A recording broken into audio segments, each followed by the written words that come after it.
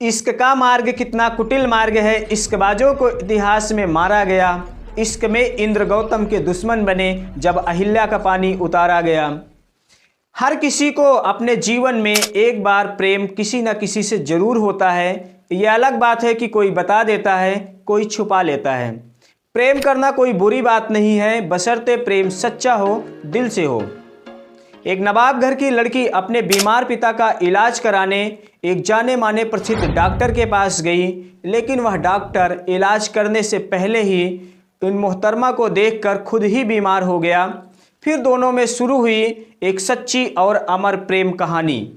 पूरी कहानी को जानेंगे आगे विस्तार से, लेकिन उससे पहले आपसे छोटी सी गुजारिश है कि वीडियो को लाइक करके चैनल को सब्सक्राइब जरूर कर लेना ताकि मेरा हौसला बुलंद रहे। नमस्कार दोस्तों, आज की जो सच्ची प्रेम कहानी है वह उत्तर प्रदेश राज्य के नवाबी शहर लखनऊ की है। एक लड़की थी जो नवाब खानदान से थी, नाम था उसका शमीमा रहमानी। वह जवान और खूबसूरत थी। एक बार वह अपने बीमार पिता को इलाज कराने लखनऊ के मेडिकल कॉलेज में गई। वहां पर वह डॉक्टर गौतम को दिखाया जो जाने माने प्रसिद्ध डॉक्टर थे, लेकिन डॉक्टर साहब उसे देखे तो देखते ही रह गए। उनके मन में हलचल होने लगी। वह मन में सोचते हुए, विचार करते हुए आला हाथ में लेकर मरीज देखने लगे, लेकिन मरीज को देखते देखते डॉक्टर साहब खुद बीमार हो गए। हाथ से उनके आला छूट गया।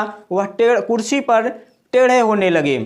ऐसा देखकर शमीमा चिल्लाई जोर से, क्या हुआ डॉक्टर साहब?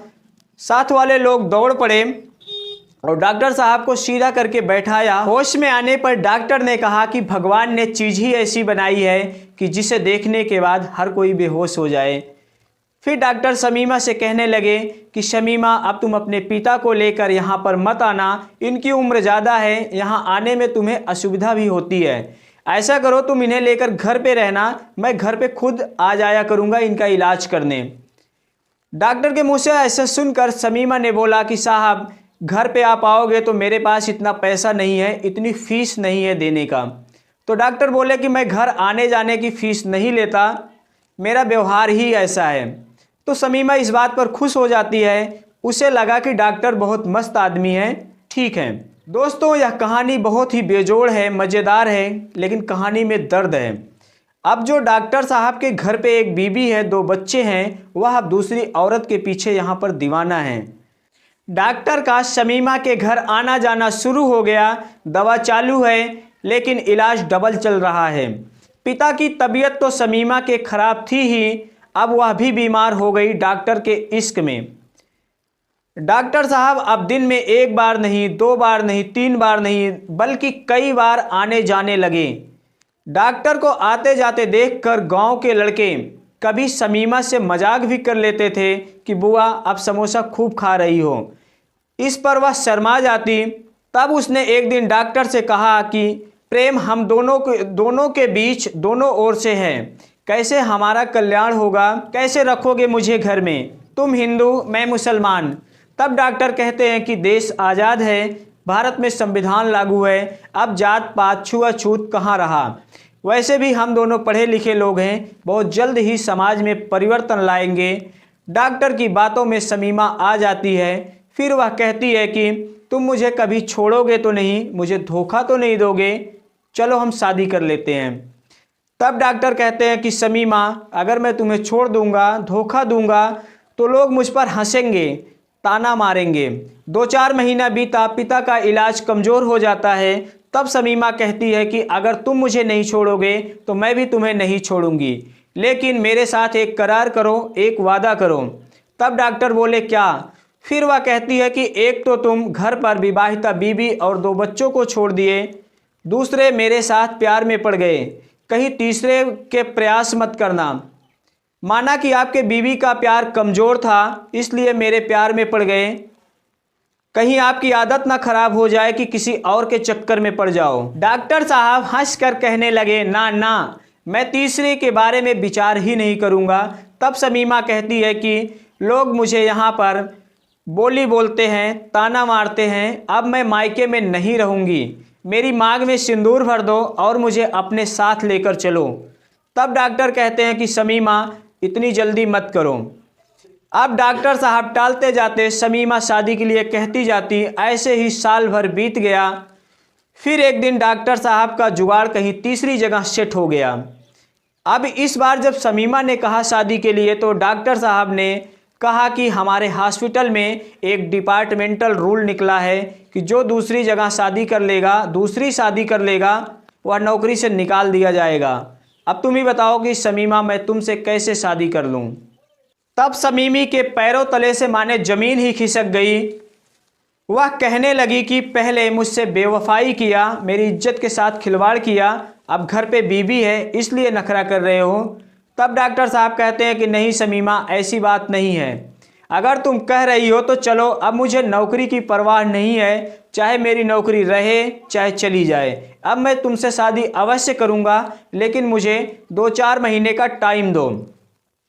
अब जो डॉक्टर दिन भर में 3-4 बार शमीमा के घर आते जाते थे, वह महीनों बीत जाने पर भी उसके घर नहीं जाते हैं। एक दिन शमीमा ऐसे ही डॉक्टर की याद में रोते हुए सोच रही थी कि मुझसे क्या भूल हो गई, अब क्यों नहीं आते।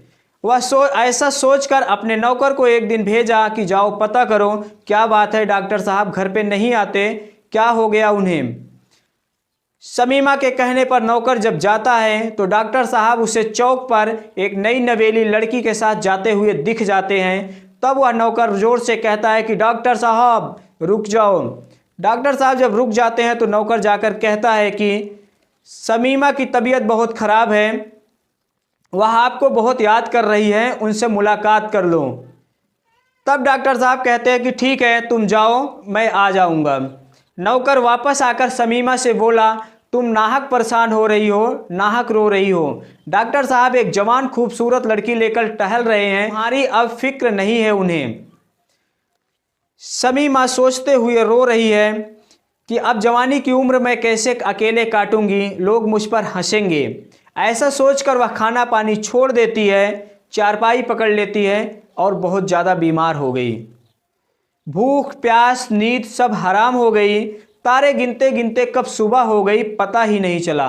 नौकर फिर सुबह आकर कहता है कि तुम अपना समय बर्बाद मत करो, अब वह दूसरे के प्यार में मस्त हैं। तब शमीमा कहती है कि मर्द इतने बेदर्द कैसे हो जाते हैं जो औरतों का दर्द नहीं समझते। उधर डॉक्टर साहब अब सोच रहे थे कि खबर मिली है तो जाकर शमीमा को देख ही आऊं। वैसे तो वह अब जिंदा रहेगी भी नहीं क्योंकि उसकी तबीयत बहुत ज़्यादा ख़राब है। ऐसा सोचकर डॉक्टर साहब शमीमा के पास आ जाते हैं और पूछे कि कैसी हो शमीमा, अब कैसी तबीयत है। तब शमीमा कहती है कि अगर मुझे ज़िंदा देखना चाहते हो तो मुझसे जितनी जल्दी हो सके शादी कर लो। डॉक्टर साहब फिर वही बात कहते हैं, फिर वही टालने की कोशिश कहते हैं कि शमीमा मेरी बात मान जाओ, मैं शादी नहीं कर सकता, अगर मैं ऐसा करूंगा तो मेरी नौकरी चली जाएगी। फिर शमीमा सोचने लगती है कि मेरे नसीब में सिर्फ दर्द में आंसू बहाना ही लिखा है। दोस्तों, औरतों को जल्दी तो गुस्सा नहीं आता, लेकिन जब आता है तो वह पहाड़ से भी लड़ने को तैयार रहती हैं। कुआं इनारा तो नाप लेना उनके लिए सिर्फ 2 मिनट का काम है। जितना आत्मघाती कदम महिलाएं उठा लेती हैं, पुरुष उतना नहीं उठा पाते, लेकिन वह दिल से बहुत मुलायम भी होती है। मोहल्ले की अगर एक लड़की की विदाई होती है तो सारी औरतों के आंख से आंसू गिरने लगते हैं। शमीमा बेड पर लेटी हुई थी। डॉक्टर साहब उसके पास 2 मिनट बैठने के बाद बोले कि अब मैं चल रहा हूँ। इतना सुनते ही मानो शमीमा के पूरे बदन में आग लग गई।